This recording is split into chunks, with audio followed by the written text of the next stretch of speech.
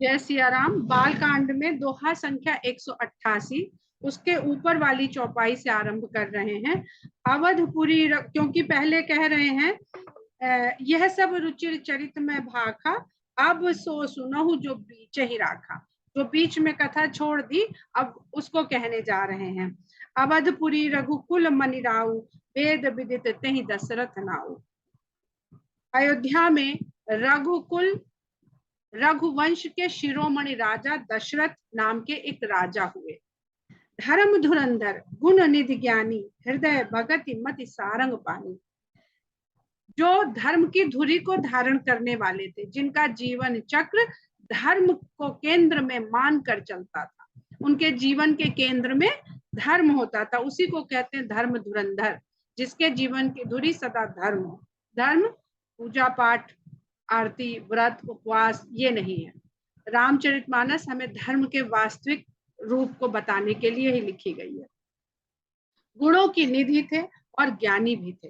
हृदय भगति मति सारंग पानी, लेकिन उनका जो हृदय था वो सदा सारंग पाणी भगवान की ओर उन्मुख रहता था। उनकी बुद्धि सारंग पाणी भगवान की ओर उन्मुख रहती थी। सारंग पाणी कहते हैं जिसके हाथ में धनुष बाण। कौशल्यादि नारी प्रिय सब आचरण पुनीत, पति अनुकूल प्रेम दृढ़ हरिपद कमल विनीत। उनकी कौशल्यादि नारियां थी जिनका आचरण भी बहुत पवित्र था। पति अनुकूल प्रेम दृढ़ हरिपद कमल विनीत, जो पति के अनुसार चलती थी, पति के प्रति जिनका प्रेम दृढ़ था, और भगवान के चरणों में उनकी भी वैसा ही विनीत भाव था जैसा दशरथ था। अब यहाँ पर तुलसीदास जी ने दशरथ और कौशल्या का जिक्र किया है और रानी का नाम नहीं लिखा है। इसके पीछे कारण क्या है? यह राम के प्रकट होने का यहाँ पर प्रसंग शुरू होने वाला है। तो राम प्रकट कहाँ होगा? राम प्रकट होगा ऐसे जीव के हृदय में जो दशरथ और कौशल्या होगा। दशरथ और कौशल्या, कौशल्या का नाम कौशल देश की राजकुमारी होने के कारण उनका नाम कौशल्या पड़ा था, पर कौशल्या को कौशल्या और कौशल्या दोनों लिखा जाता है और बोला जाता है। जैसे दशरथ को भी कई नामों से बुलाया जाता है, वैसे ही कौशल्या के मुख्य रूप से हम दो नाम देखते हैं, कौशल्या और कौशल्या। कौशल्या उनके दैहिक शरीर को बताता है जहां पर वो जन्मी है। हमारा जो वेद है वो बताता है हमें कि हम देह नहीं है। देह जो है वो मिथ्या है, क्षणिक है, वो कुछ समय रहेगी फिर नहीं रहेगी, तो हम देह नहीं है। इसलिए जो भी बात यहाँ पर कही जाती है वह देह के परे जाकर कही जाती है। तो दशरथ जिसको कहा जा रहा है वो ये राजा तो है ही, इस कथा में वो सशरीर इस राजा के रूप में है, पर वो जीव की अवस्था को भी बता रहा है। जीव की अवस्था क्या है? जो अपनी 10 इंद्रियों को रथ की भांति साध कर धर्म की धुरी को, धर्म को अपना केंद्र मानकर गुणों से भरा हुआ ज्ञानी हो और भगवान की भक्ति में लगा हुआ हो, ऐसे व्यक्ति को दशरथ, ऐसे जीव को दशरथ कहते हैं। और कौशल्या का अर्थ होता है कुशल बुद्धि। कुशल शब्द से कौशल्या बनता है। जो दूसरा जीव, हमेशा सृष्टि को आगे बढ़ाने के लिए दो जीवों की आवश्यकता होती है, पुरुष और स्त्री। तो पुरुष का जो स्वरूप यहाँ पर बताया गया राम के अवतरण के लिए, राम का अवतरण कहाँ होगा? हृदय में होता है। हम सभी जीवों के हृदय में राम का अवतरण होता है। जब हमारी इंद्रियां, हमारा हृदय दशरथ की भांति होता है और हमारी बुद्धि कौशल्या की भांति होती है, तब उस जीव के हृदय में राम अवतरित होते हैं, राम प्रकट होते हैं। एक बार भूपति मन माही भय गलानी मोरे सुतनाई। एक बार राजा दशरथ के मन में बड़ी ग्लानि हुई, बड़ा सोच हो गया, चिंता हो गई कि मेरे तो कोई पुत्र ही नहीं है। अभी तक राजा दशरथ अपने राज्य के संभालने में, राजपाट के विस्तार में लगे थे, प्रजा के सुख में लगे थे, युद्धों के द्वारा अपने राज्य को बढ़ा रहे थे। जब राज्य बढ़ते बढ़ते संतुष्ट हो गए, व्यक्ति जब जीवन के अपने जितने क्रियाकलाप है सामाजिक, जब वो जीते जीते कर्तव्य निभाते निभाते जब उसको लगता है कि भैया अब सब काम कर लिया संसार में जिस लिए आए थे, तो अब थोड़ा भगवत भजन होना चाहिए, ऐसा सोचता है कि क्या उद्देश्य था हमारे जीने का, कहीं वो तो नहीं छूटा जा रहा है। तो दशरथ के मन में जब उन्होंने देखा सब तरह से उनका सुखी राज है, सुखी प्रजा है, राज्य का विस्तार बहुत हो चुका है, तो उनके मन में ग्लानि होती है कि मेरे पुत्र नहीं है, क्योंकि वो तो पूर्व जन्म में इच्छा कर चुके हैं भगवान को पुत्र रूप में पाने की, और अभी तक इस तरफ उन्होंने अपने जीवन को लगाया नहीं है, सोचा ही नहीं है इस बारे में। तो जो लक्ष्य आपको पाना है, पहले आपको उसे सोचना पड़ता है, जब आप उसको सोचते हैं तब वो पूरा होता है। और सांसारिक भाव ये भी है कि इतना बड़ा राजपाट हो गया, अब इसे संभालेगा कौन? तो कोई उचित उत्तराधिकारी भी होना चाहिए, कोई योग्य लायक उत्तराधिकारी भी होना चाहिए, नहीं तो ये सब जो इतना सुंदर राजपाट संभाल चलाया है धर्म के साथ, वो कहीं ऐसा ना हो कि किसी अधर्मी के हाथों पड़ जाए। ऐसा नहीं है, राजा दशरथ को रावण के बारे में भी सब खबर रहती थी। तो गुरु रह गए तुरंत महिपाला, चरण लागी कर विनय विशाला। वो तुरंत अपने गुरु वशिष्ठ के घर जाते हैं और उनका चरण वंदन करके चरण लागी कर विनय विशाला, उनसे इस प्रकार विनती करते हैं, निज दुख सुख सब गुरु ही सुनायो, कह वशिष्ठ बहुविधि समझाए। उन्होंने अपना सारा दुख सुख गुरु के साथ साझा किया, विचार विमर्श किया। तो विचार विमर्श यही सब हुआ, कितना बड़ा राज है, ये राजधानी है, यहाँ इधर फैल गया उधर फैल गया है, और कोई पुत्र तो है नहीं, कैसे गुरुदेव कैसे संभलेगा ये सब? कहीं कोई आतताई को अत्याचारी ने यहाँ पे अतिक्रमण कर लिया तो सब हमारा संभाला हुआ बेकार हो जाएगा।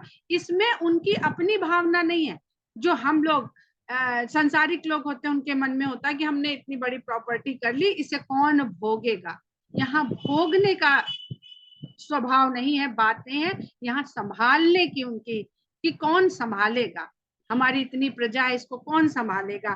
तो कई वशिष्ठ बहुविधि समझायो, वशिष्ठ जिन्होंने अनेक प्रकार से समझाया। धरहु धीर हुई है सुतचारी, त्रिभुवन विदित भगत भयहारी। कहते हैं धीरज धारण करो, चिंता मत करो, तुम्हारे 4 पुत्र होंगे। क्यों? क्योंकि फैलाव इतना फैला लिया है, जो एक पुत्र से समेटे शायद ना समझे। यहाँ पर जीव की अवस्था के बारे में भी आप ध्यान करते चलिए कि 4 पुरुषार्थ बताए गए हैं। तो जब चारों पुरुषार्थ में जीव लगेगा तभी उसका कल्याण होता है, तभी वो अपनी और दूसरे का कल्याण कर सकता है, हित कर सकता है। जो व्यक्ति अपना हित नहीं करेगा वो दूसरे का हित कैसे करेगा। त्रिभुवन विदित भगत भयहारी, जो तीनों लोकों में प्रसिद्ध होंगे कि अपने सभी भक्तों का भय हरने वाले होंगे। भक्त कौन होता है?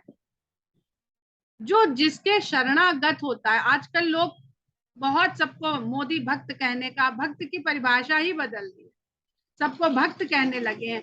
भक्त उसे कहते हैं जो किसी के शरणागति भाव में चला जाता है कि मेरा कुछ नहीं है, जो है सो आपका है, जो आप करो वो सही है, ना मैं कुछ करना जानता हूँ ना मैं करना चाहता हूँ, आप जैसे रखोगे, जो चाहोगे, जो दोगे वो सब मुझे बहुत खुशी से स्वीकार है, उसको भक्त कहते हैं। त्रिभुवन विदित भगत भयहारी, श्रृंगी ऋषि वशिष्ठ बुलावा, पुत्र काम शुभ यज्ञ करावा। इस प्रकार विचार विमर्श करने के बाद गुरु वशिष्ठ ने श्रृंगी ऋषि को बुलवा भेजा, जिन्होंने पुत्र काम शुभ यज्ञ करावा, पुत्र की इच्छा के लिए सुंदर यज्ञ का आयोजन करवाया। भक्ति सहित मुनि आहुति दीने, प्रगटे अग्नि चरु कर लीने। और भक्ति के सहित मुनि ने आहुतियां दी उस यज्ञ में, जिसकी अग्नि से अग्निदेव चरु को हाथ में लेकर के प्रकट हुए। इसका तात्पर्य ये है कि जब ऐसी अवस्था में दशरथ जी आ गए हैं, कहते हैं एक बार वो दर्पण में देख रहे थे तो उनको, हाँ ये तो आगे है जब राम जन्म ले लिए थे, तो जब दशरथ जी का इतनी अवस्था हो चुकी है, उनके पुत्र नहीं है और रानियां हैं, तो इसका मतलब ऐसी कोई समस्या है जिसके कारण उनको पुत्र रत्न की प्राप्ति नहीं हुई है। तो ऋषि मुनि जो थे वो ऐसे रिसर्चर थे जिन्होंने इसमें विशेष योग्यताएं हासिल करी थी। उनके संपर्क में, यज्ञ कहते हैं किसी भी महान आयोजन के किए जाने को यज्ञ कहते हैं। उनको वन में रखा गया, वो पूरे उनकी देखभाल में रहे, कैसा खाना है, कैसे पीना है, कब जगना है, कब सोना है, क्या आपके स्वास्थ्य का ध्यान रखना है, न सिर्फ राजा को बल्कि उनकी रानियों को भी। तो ये व्यवस्था बहुत दिन तक चली। तो जो चरुलीन है वो वही खाते थे जो यज्ञ के रूप में, यज्ञ के प्रसाद के रूप में ऋषि मुनि उन्हें खिलाते थे। अग्नि के समक्ष यज्ञ होते हैं। इसको हम लोग कभी कभी बहुत ऐसी कल्पना कर लेते हैं कि यज्ञ में से अग्निदेव प्रकट हो रहे हैं और वो एक खीर खिला दे रहे हैं। नहीं, ये वो आहार है जो ऋषि मुनियों ने निर्धारित किया है कि आपको यही खाना है, आपको और रानियों को वही खाना है। जो वशिष्ठ कछु हृदय विचारा सकल काजुभा सिद्ध तुम्हारा। और ऋषि लोग इस कार्य को करने के उपरांत कहते हैं कि जो कुछ भी विचार करके वशिष्ठ ऋषि ने ये यज्ञ आयोजन करवाया था वह सब कार्य सिद्ध हुआ, ऑपरेशन सफल हुआ। ऐसे ही तो कहते हैं डॉक्टर लोग, जब ओटी में ले जाते हैं और बहुत बड़ी कोई चिकित्सा, गहन चिकित्सा चलती है, बहुत सारे विशेषज्ञ वहां पर लगे होते हैं और एक बड़ा सा लाइट ऊपर जल रहा होता है जो अग्नि रूपी प्रकाश में गहन चिकित्सा हो रही होती, शल्य चिकित्सा हो रही होती। कुछ भी आप उसको मॉडर्न अपने संदर्भ में रख के कुछ भी समझ सकते हैं। बाहर आके वो विशेषज्ञ कहता है कि ऑपरेशन सफल रहा, यानी यज्ञ पूर्ण हुआ। ऑपरेशन भी एक प्रकार का यज्ञ ही तो है। कितने लोगों की विशेषज्ञता, साधना, कंसंट्रेशन वहां पर लगा होता है। जो वशिष्ठ कछ हृदय विचारा सकल काजुभा सिद्ध तुम्हारा, यह हबि बांट देहु जाई जथा जोग जय भाग बनाई। और उस चरु को, उस खीर को हम कथा वस्तु के रूप में अब इसको समझ रहे हैं, वो उस खीर को देते हैं और कहते हैं कि जिस तरह आपको योग्य लगे, उचित लगे, इसको अपनी रानियों में बांट दीजिए। तब दृश्य भय पावक सकल सभे ही समुझाई, परमानंद मगन नृप हर्ष नहलय समाई। अब सारी जो टीम थी वो अदृश्य हो गई, सब काम हो गया, सब अपने अपने घर को जाएंगे। अब आप का जो उद्देश्य था वो हमने पूरा कर दिया, ऐसा कह करके अग्निदेव अदृश्य हो गए, सबको समझाकर, सबको संतुष्ट कर कर परमानंद मगन नृप। जब राजा ने ये सुना तो बहुत आनंद में डूब गए और उनके हृदय में हर्ष समाता नहीं है। तब वही राय प्रिय नारी बुलाई, कौशल्यादि कहाँ चली आई। तब राजा ने अपनी प्रिय रानियों को बुलवाया, जिसमें कौशल्या आदि रानियां वहां पर आई। अर्धभाग कौशल्य ही दीना, उभय भाग आधे कर दीना। आधा भाग उन्होंने कौशल्या को दिया और बचे हुए आधे भाग के दो भाग किए। कैकेयी कह नृप सो दयो, उस आधे में से आधे भाग को कैकेयी को दिया। रहे सो उभग भाग पुनि बयो, जो बचा था उसके फिर दो भाग हुए, वो कौशल्या और कैकेयी के हाथ में पुनः रख दिया। अब देखिए किस तरह से राजा बड़ी रानियों के आदर कर रहे हैं, किस प्रकार उनकी कौशल्या सबसे बड़ी थी और कैकेयी सबसे प्रिय थी। कैकेयी छोटी थी रानी पर वो सबसे प्रिय थी। तो सुमित्रा जो थी वो वहां पर उस तरह का इम्पोर्टेंस नहीं दिख रही है। यहाँ पर बिल्कुल जो मनुष्य का स्वभाव होता है वो दिख रहा है। कहीं किसी को बहुत ऊंची अवस्था में बैठाने के लिए नहीं लिखा जा रहा है, भाई कौशल्या बड़ी रानी है इसलिए उनका सम्मान किया, कैकेयी सबसे प्रिय रानी है उनको इस तरह से वैल्यू दिया। लेकिन दशरथ जी के मन में कहीं है कि सुमित्रा को भी वो हक, वो अधिकार, वो भाग मिलना चाहिए जिसकी जिम्मेदारी उन्होंने कौशल्या और कैकेयी को दे दी। कौशल्या कैकेयी हाथ धरि दीन, सुमित्रा ही मन प्रसन्न करी। और कौशल्या और कैकेयी ने बहुत प्रसन्न मन से वो भाग सुमित्रा को दे दिया। कहते हैं सुमित्रा के दो पुत्र हुए थे। पिता से बढ़कर माता का रोल होता है पुत्र के जन्म में। जिनको दशरथ ने खीर दी उनके एक ही एक पुत्र हुआ, पर जिनको दोनों रानियों ने, माताओं ने वो भाग दिया, वो क्षण दिया, वो अधिकार दिया, उनके दो पुत्र हुए। एक से एक सुंदर भाव रामचरितमानस में हमें जानने समझने को मिलते हैं। जब हम जो चाहते हैं, जिस तरह से देखते हैं, उस तरह का भाव हमें इसमें प्रकट होता दिखता है। यही विधि गर्भ सहित सब नारी, भई हृदय हर्षित सुख बारी। इस प्रकार तीनों रानियां गर्भवती हो गईं और गर्भवती होके उनको बहुत सुख हुआ और उनके हृदय में बहुत हर्ष हुआ। जा दिन ते हरि गर्भ ही आए, सकल लोक सुख संपत्ति चाहे। जिस दिन से भगवान गर्भ में आ गए उस दिन से सारे संसार में सुख और संपत्ति छा गई। मंदिर मह सब राजई, रानी शोभाशील तेज की खानी। महल में रहती हुई रानियां ऐसा लगता था जहां बैठती थी, उठती थी, खड़ी होती थी, चलती फिरती थी, जैसे शील और शोभा का तेज उनके शरीर से प्रकट हो रहा है। सुख जुत कछुक काल चली गयऊ, जहि प्रभु प्रकट सो अवसर भयऊ। इस प्रकार सुख पूर्वक ये काल बीतता रहा और वह अवसर आ गया जब भगवान के प्रकट होने का समय हो गया। जोग लगन ग्रह बार दिति, सकल भय अनुकूल। चर अरु अचर हर्ष जुत राम जन्म सुख बोल। योग, लग्न, ग्रह, दिन, तिथि सभी अनुकूल हो गए।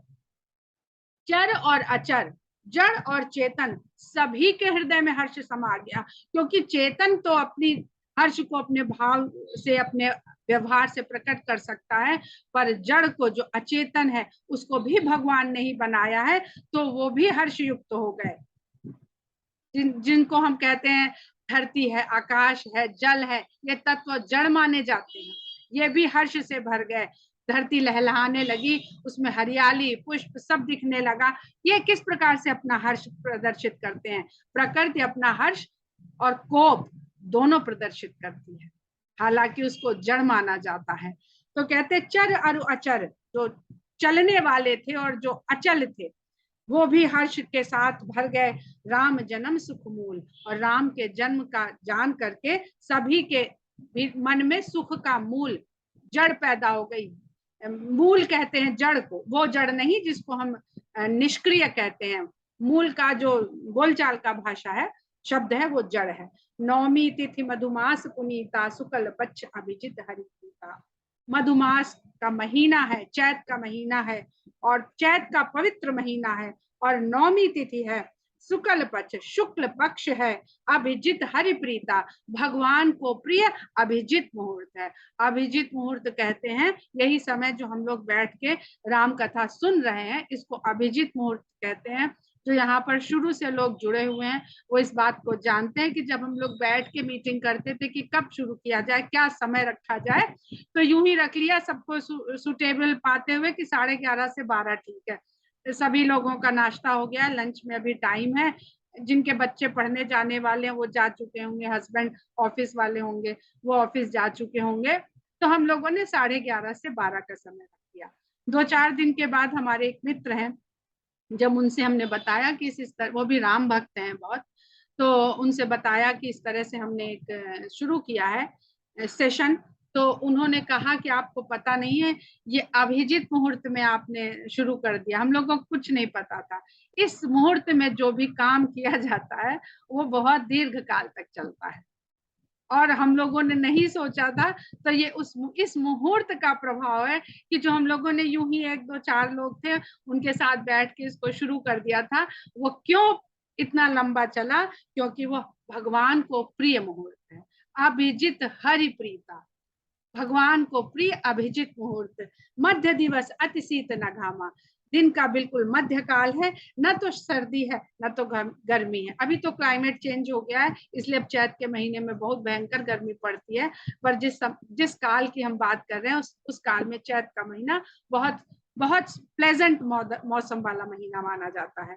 पावन काल लोक विश्रामा, पवित्र काल है और पूरा लोक ही बिल्कुल विश्राम की अवस्था में है। शीतल मंद सुरभि बह बाऊ, हर्षित सुर संतन मन चाऊ।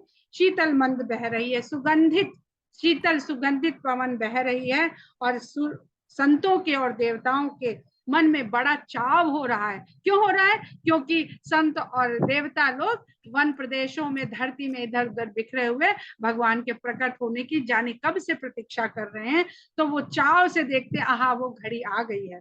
वन कुसुमित गिरिगन मनियारा, श्रवई सकल सरितामृत धारा। वन पुष्पों से भर गए हैं, पर्वत आदि मणियां सब प्रकट कर दी हैं। जो धरती के अंदर मणियां छुपी हुई गुप्त अवस्था में रहती हैं, वो सब हर्ष के मारे प्रकट हो गई हैं, और सभी नदियों में अमृत के समान जलधारा बहने लगी है। सो अवसर बिरंची जब जाना, चले सकल सुर साजी विमाना। ब्रह्मा जी ने भी जान लिया कि भगवान के प्रकट होने का, प्रकृति बता रही है भगवान प्रकट होने वाले हैं। अपनी बनाई हुई प्रकृति को देख करके ब्रह्मा जी समझ गए, हमने तो इतनी व्यवस्था नहीं करी थी, हमने तो सब चीज को एक समय सीमा में बांध के रखा था, ये सब कैसे प्रकट होने लगा? ये मौसम छोड़ के फूल खिल गए, और जो खोदने से हीरे जवाहरात स्वर्ण मणियां निकलते थे वो पर्वत स्वयं प्रकट किए दे रहे हैं, नदियां बिल्कुल अमृत जैसी धारा से बह रही हैं। तो ब्रह्मा जी समझ गए कि भगवान प्रकट होने वाले हैं। सो अवसर बिरंची जब जाना, जब ब्रह्मा जी ने जाना कि वो अवसर आ गया है जिसके लिए हम सभी प्रतीक्षा कर रहे हैं, तो सभी देवताओं के साथ वो अपने विमान को सजा सजा कर निकल पड़े। गगन विमल संकुल सुरजूता, पवित्र आकाश में देवताओं की भीड़ मच गई, जिधर देखिए उधर रास्ता भरा दिख रहा है देवताओं के विमानों से। गाँव ही गुण गंधर्व बरू था। और गंधर्व कहते थे मनुष्य की उस जाति को जो संगीत के लिए अपना जीवन समर्पित करते थे। तो गंधर्व लोग गंधर्वों के झुंड भगवान के गुणों को गाते हुए चल पड़े। वर्षे सुमन सुअंजुल साजी, गह गही गगन दुदुम्बी बाजी। और इस प्रकार देवता लोग जब गगन मार्ग से गुजर रहे हैं तो अपनी अंजलियों में पुष्प भर भर के नीचे धरती के ऊपर बरसा रहे हैं कि हे धरती, हे पृथ्वी माता, आपके आंचल में आज भगवान अवतरित होने वाले, प्रकट होने वाले, जिनको कोई देख नहीं सकता है, वो शरीर के रूप में प्रकट होने वाले हैं। और इस प्रकार हर्ष के मारे वो लोग नगाड़े भी गगन में बजा रहे हैं। स्तुति करहि नाग मुनि देवा, बहुविधि लावहि निज निज सेवा। अनेक प्रकार से नाग मुनि देवता लोग स्तुतियां कर रहे हैं और जिससे जिस प्रकार बन पड़ रहा है वो सेवा का भाव दर्शाते हुए अपने भाव को प्रकट कर रहा है। सुर समूह विनती करी पहुंचे निज निज धाम, जग निवास प्रभु प्रगटे अखिल अखिल लोक विश्राम। इस प्रकार देवता लोग इस अपनी विनती के द्वारा भगवान के प्रति अपना स्नेह, अपना प्रेम, अपना हर्ष, अपनी भावना, अपना समर्पण प्रकट कर करके अपने अपने धाम को चले जाते हैं। और जग निवास प्रभु प्रगटे अखिल लोक विश्राम। इस जगत में जो सारे जगत में निवास किए हुए हैं, ऐसा कौन सी जगह है जहां भगवान निवास नहीं करते हैं, जहां नहीं बसते हैं। ऐसे जगत निवास प्रभु जगत को विश्राम देने के लिए प्रकट हो गए हैं। बहुत ही सुंदर छंद है, यहाँ से आप सब लोग पढ़िए इसको।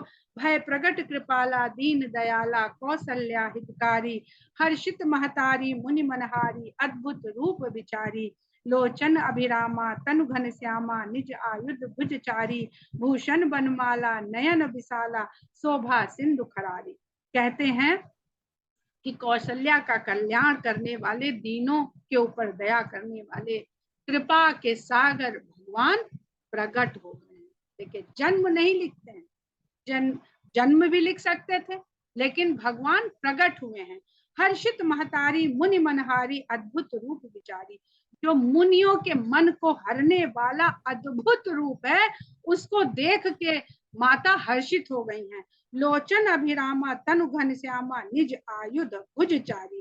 किस प्रकार का उनका रूप है? लोचन अभिरामा, जो आंखों को बहुत सुख देने वाला, मेघ के समान श्यामल उनका शरीर है। और आयुध भुजचारी, चारों भुजाओं में वो अपने आयुध के साथ प्रकट। अभी भगवान आए, अभी उनके बाकी के अंश नहीं आए। तो जो अनीता जी पूछ रही थी, तो वही चारों भुजचारी वो स्वयं आए कि अब हम आए हैं, अब चारों बाकी के अंश इसके साथ ही प्रकट होंगे। भूषण बनमाला नयन विशाला, शोभा सिंधु खरारी। उनके अनेक प्रकार के आभूषण पहने हुए हैं, बनमाला पहने हुए हैं, विशाल नयन है, और शोभा सिंधु, सुंदरता के तो सागर हैं। दुष्टों के शत्रु भगवान प्रकट हुए हैं। कह दुई कर जोरी अस्तुत तोरी, कहीं विधि करो अनंता, माया गुण ज्ञानातीत अमाना, वेद पुराण धनंता, करुणा सुख सागर सब गुण आगर, जहि गावहि श्रुति संता, सो मम हित लागी जन अनुरागी, भयो प्रगट श्रुतंता। कह दुई कर जोरी, माता दोनों हाथ जोड़ करके विनती करती और कहती है अनंत, मैं आपकी विनती किस प्रकार करूं, क्योंकि आप तो ज्ञान से परे हैं। माया गुण ज्ञानातीत अमाना, आपको वेद और पुराण कहते हैं, आप परिमाण रहित, आपको नापा जोखा देखा नहीं जा सकता है, और आप मेरे सामने प्रकट हुए हैं। जिसको भगवान और जीव के बीच में सदा एक माया का पर्दा पड़ा रहता है, जिसके कारण भगवान के दर्शन नहीं होते, जिसके कारण भगवान होकर भी नहीं दिखते। करुणा के सागर, सभी सुखों के सागर, और गुणों से भरे हुए, गुणों के धाम, जिसका गुणगान श्रुतियां और संत करते हैं, वो मेरे कल्याण के लिए, लोगों को प्रेम देने के लिए, जन अनुरागी, जिसको सभी जन प्रेम करेंगे, वो भगवान यहाँ प्रकट हुए हैं। ब्रह्मांड निकाया निर्मित माया, रोम रोम प्रतिवेद कहे। ऐसा वेद कहते हैं कि जिनके रोम रोम में माया का बसाए हुए, माया के द्वारा निर्मित अनेकों ब्रह्मांड एक रोम में रहते, एक रोम में जिसके अनगिनत ब्रह्मांड समाये हुए हैं। मम उर्सो बासी यह उपहासी सुनत धीर मति थिर न रहे। और वो मेरे गर्भ में समाया हुआ था, यह जान करके मेरी बुद्धि तो चल नहीं रही, मेरे दिमाग में कुछ भी समझ नहीं आ रहा, मेरी बुद्धि स्थिर नहीं रह गई है। यहाँ पर बहुत सुंदर शब्द लिया है तुलसीदास जी ने, मम उर्सो बासी, गर्भ नहीं कहा है, क्योंकि भगवान हृदय से प्रकट होते हैं। तो गर्भ को यहाँ उर की संज्ञा से तुलसीदास जी लिख रहे हैं। उपजा जब ज्ञाना प्रभु मुस्काना, चरित बहुत विधि कीन चाहे, कही कथा सुहाई मात बुझाई, जही प्रकार सुत प्रेम लहै। जब माता को ये ज्ञान हुआ, पहले तो वो हकबका गई, अचकचा गई, ये क्या हो गया, हम तो गर्भवती थे, हमें तो पुत्र संतान की उत्पत्ति होने वाली थी, और ये क्या है। धीरे से जब उनको समझ में आया, बोध हुआ कि नहीं, हमने सब पुरानी कथा याद आ गई, तब जब उनको ये कथा याद आई, तब भगवान मुस्कुराए और कहते हैं कि हम तो लीला करने आए, हम बहुत सारी लीला करना चाहते हैं। कई कथा सुहाई मात बुझाई, और उन्होंने पुरानी कथाएं बताई, सब उनको समझाया बुझाया। तो कहते इस भाव से निकलो और उस भाव में आओ जिसमें पुत्र का प्रेम उत्पन्न हो, भगवान का दर्शन हो, और आदमी संसार से मुक्त ना हो जाए, ये हो नहीं सकता। और माता कौशल्या ने तो पहले ही मांग लिया था पूर्व जन्म में कि हमको कभी ये भूले ना कि आप भगवान हो। दशरथ जी ने मांगा था कि हमको कुछ नहीं चाहिए, हम बस ये चाहते हैं आप हमारे बेटे बन के, और हमको यही पता रहे कि आप बेटे हो, हम भगवान कुछ ना समझे आपको। जिस तरह बाप जो है कान भी ऐंठ दे, प्यार भी कर ले, गोद भी उठा ले, उछाल भी दे, हम बस वो करना चाहते हैं आपके साथ। मगर कौशल्या माता ने कहा था कि हमको ये सदा ज्ञान रहे कि आप कौन हो, हमारा ज्ञान और बोध आपके प्रति बना रहे। यहाँ पर तात्पर्य ये है कि हम जिस भाव में भगवान को चाहते हैं, वो उस भाव में हमारे सामने प्रकट होता है। उसका न रूप है न रंग है, लेकिन अरूप होके भी वो हमारी इच्छा के अनुसार, हमारे प्रेम के कारण वो रूप धरता है जो रूप हम चाहते हैं। हम अपने भगवान को गढ़ते, वो तो सर्वव्यापी है, सर्वव्यापी है, निर्गुण है, अनंत है, जिसका न आदि है न अंत है, अनादि है, अनंत है, गुणों से परे है, माया से परे है, इंद्रियों से देखने से परे है। लेकिन हम एक जिद पे लग गए कि नहीं, हम तो इन्हीं इंद्रियों से देखेंगे, तो जैसा हम चाहते हैं वैसा स्वरूप भगवान गढ़ लेता है, धर लेता है, परंतु माया उसे हमें देखने नहीं देती है। तो बड़ा सुंदर भाव यहाँ पर है कि माया नहीं देखने देगी तो क्या भगवान हमको दिखेंगे नहीं, क्योंकि भगवान तो माया के स्वामी हैं। तो अगर भगवान नहीं दिखते हैं और आंख बंद करके खाली दिखते हैं, तो वो देखने के योग्य नहीं है, देखने की चीज नहीं है, वो तो खाली कल्पना करने की चीज है, कल्पना करके महसूस करने की चीज है। पर शंकर भगवान कहते हैं कि इन आंखों से और मन से जहां तक दिखता है सब माया है। एक जगह शंकर भगवान ने रामचरितमानस में कहा है कि इन आंखों से और मन से जहां तक दिखता है सब माया है।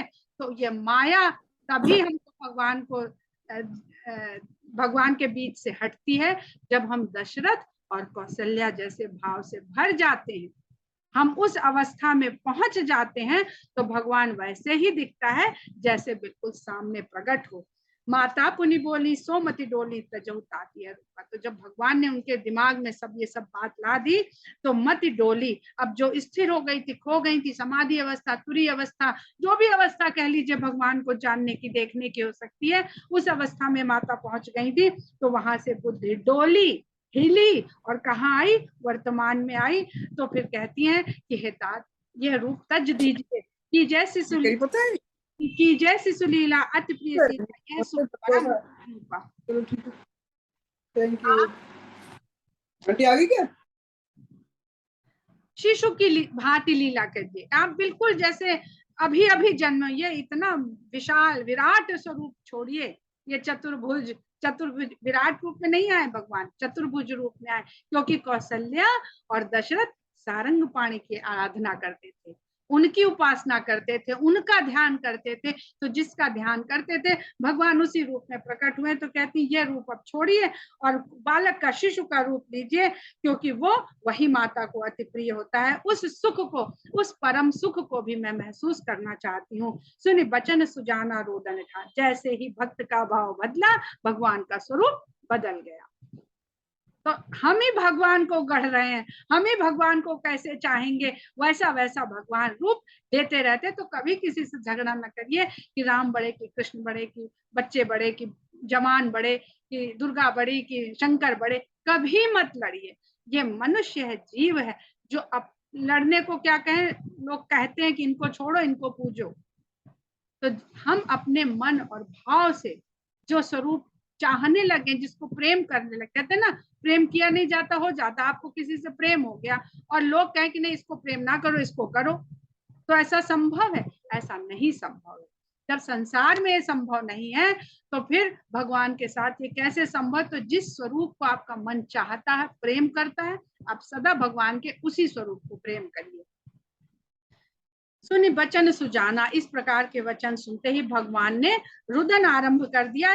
बिल्कुल जन्मे हुए बच्चे की तरह रोने लगे। कोई बालक सुरभूपा, देवताओं के राजा, जो देवताओं के भी राजा हैं, वो बालक रूप में रुदन करने लगे। इस चरित्र को जो कोई भी गाते हैं वो भगवान के पद को प्राप्त करते हैं और कभी भवकूप में नहीं पड़ते हैं। भव संसार के जो दलदल है ना, भवसागर कूप भी नहीं, एक दलदल है, इसमें जो फंस गया वो फंस गया, फिर वो अपनी मर्जी का कार्य नहीं कर सकता। संसार जो चाहता है फिर वो करवाता है और वही करना पड़ता है। तो वो फिर भवकूप में नहीं फंसते हैं। विप्रधेनु सुर संत हित लीन मनुज अवतार, निज इच्छा माया गुण गोपाल। ब्राह्मण, धेनु, देवता, संत, इन सब के कल्याण के लिए भगवान मनुज अवतार, मनुष्य का रूप धारण करके अवतरित होते हैं। अपनी इच्छा से निर्मित तन है, जो माया के द्वारा बनाया हुआ भगवान का शरीर नहीं है। माया गुण गोपाल, जो माया से और इंद्रियों से परे है, ऐसा शरीर भगवान ने अपनी इच्छा से गढ़ा है, रचा है और शिशु रूप में अवतरित हुए हैं। जय सिया राम।